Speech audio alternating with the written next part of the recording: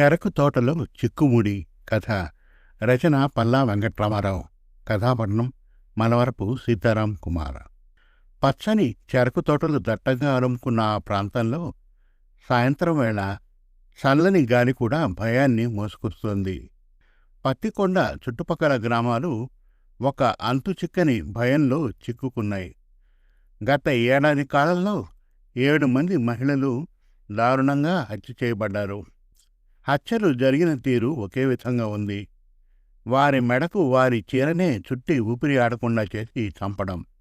హంతకుడు ఎటువంటి విలువైన వస్తువులు దొంగిలించలేదు, అత్యాచారం చేయలేదు. కేవలం చీరతో గొంతును బిగించి చంపడం మాత్రమే. ఈ నేరాలన్నీ చెరకు తోటల్లోనే జరిగాయి. హంతకుడు ఎటువంటి ఆధునిక సాంకేతికత, ముఖ్యంగా ఫోన్ వాడలేదు.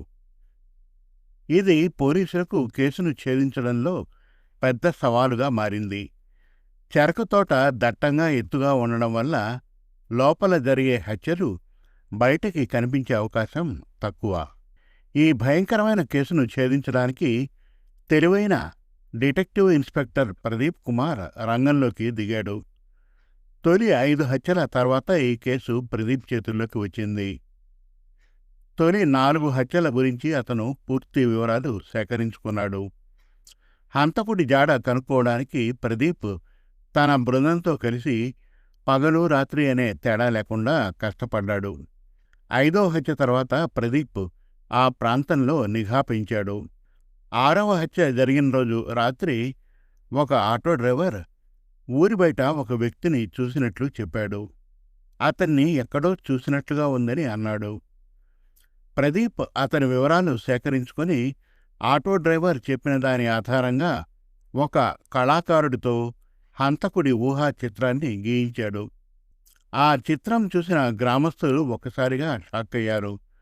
అది గ్రామం బయట ఉన్న ఒక చిన్న టీ దుకాణం దగ్గర రోజూ సాయంత్రం మందు తాగుతూ కనిపించే వీరన్న అని గుర్తించారు. పోలీసులు వెంటనే వీరన్నను అరెస్ట్ చేశారు. అతడు ఒక కూలీ. ప్రదీప్ వీరన్నను విచారించగా మొదట్లో అతడు నేరం ఒప్పుకోలేదు. కానీ కొన్ని సాక్ష్యాలు, ఆటో డ్రైవర్ చెప్పిన వివరాల ఆధారంగా వీరన్న చివరికి లొంగిపోయాడు. అవును సార్, నేను హత్యలు చేశాను. నాకు ఈ లోకంలో ఎవరూ లేరు. చిన్నప్పుడే తల్లిదండ్రులు చనిపోయారు. బంధువులు పట్టించుకోలేదు. నాకు పెళ్లి కూడా కాలేదు. నన్ను పట్టించుకోకపోయేసరికి నాకు అందరిపై ద్వేషం పెరిగింది. అకారణమైన ద్వేషం. కోపంతో ఆ 6 హత్యలు చేశాను అని ఒప్పుకున్నాడు. ప్రదీప్ అతన్ని ఆశ్చర్యంగా చూశాడు. 6 హత్యలు? కానీ జరిగినవి 7 హత్యలు కదా అని అడిగాడు. నాకు తెలీదు సార్, నేను చేసినవి కేవలం 6 హత్యలు మాత్రమే. ఆ తర్వాత జరిగిన హత్య నాది కాదు అని వీరన్న చెప్పాడు. ప్రదీప్ అతని మాటలను నమ్మలేదు. నీ పద్ధతిలోనే జరిగాయి కదా, ఆ 7వ హత్య కూడా నీవే చేసి ఉంటావు అని అన్నాడు. లేదు సార్, అది నా పద్ధతి కాదు. మొదటి 6 హత్యలు నేనే చేశాను. కానీ ఆ తర్వాత జరిగిన హత్య నేను చేయలేదు. ఆ హత్య చేసిన వ్యక్తి ఎవరో నాకు తెలీదు అని వీరన్న చెప్పాడు. ప్రదీప్ ఈ కేసులో ఇంకో హంతకుడు ఉన్నాడని అనుమానించాడు. అయితే ఎటువంటి ఆధారాలు లేవు. రెండవ హంతకుడు ఎవరు? మొదటి హంతకుడి పద్ధతిలోనే ఎందుకు హత్య చేశాడు? ఈ ప్రశ్నలు ప్రదీప్ను నిద్రపోనేయలేదు. ప్రదీప్ ఆ 7వ హత్య జరిగిన ప్రదేశాన్ని మళ్ళీ పరిశీలించాడు. హత్య జరిగిన స్థలంలో కొద్ది దూరంలో ఒక విరిగిన గాజు ముక్క దొరికింది. అది ఒక బ్రాందీ బాటిల్ది అని తెలుసుకున్నాడు. ఆ ప్రాంతంలో ఉన్న మందు షాపుల నుండి ఆ బాటిల్ గురించి వివరాలు సేకరించాడు. ఆ బ్రాందీ బాటిల్ కొత్తది, ఇప్పుడిప్పుడే మార్కెట్లోకి వచ్చింది. ఆ ప్రాంతంలో ఆ బాటిల్ని తరచుగా కొనే వ్యక్తి ఒకరు ఉన్నారు. అతడు ఆ గ్రామంలోని ఒక రైతు.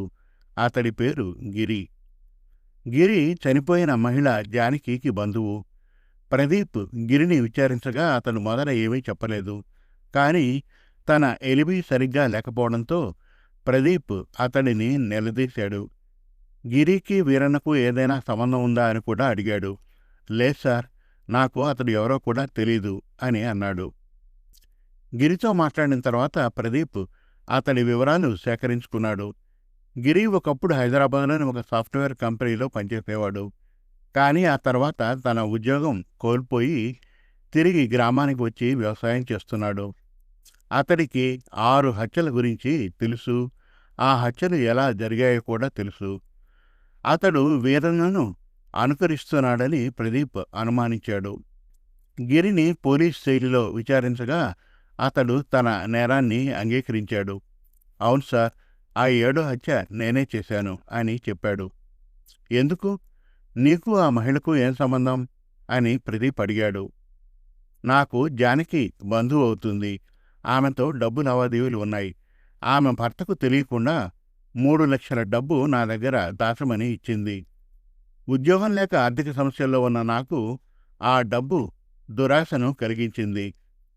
ఆమెను చంపితే ఆ డబ్బు నా సొంతమవుతుంది అని భావించాను.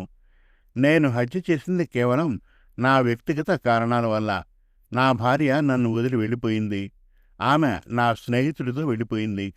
ఆ బాధలో నేను మానసికంగా చాలా కుంగిపోయాను.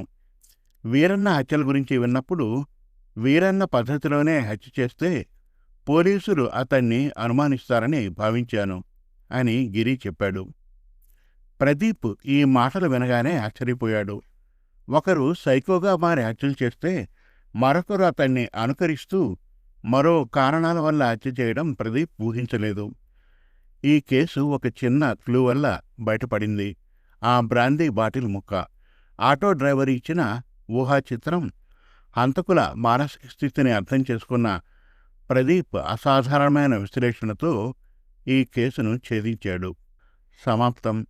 మరిన్ని చక్కటి కథల కోసం, కవితల కోసం, వెబ్ సిరీస్ కోసం మనతెలుగుకథలు.com విజిట్ చేయండి. Thank you.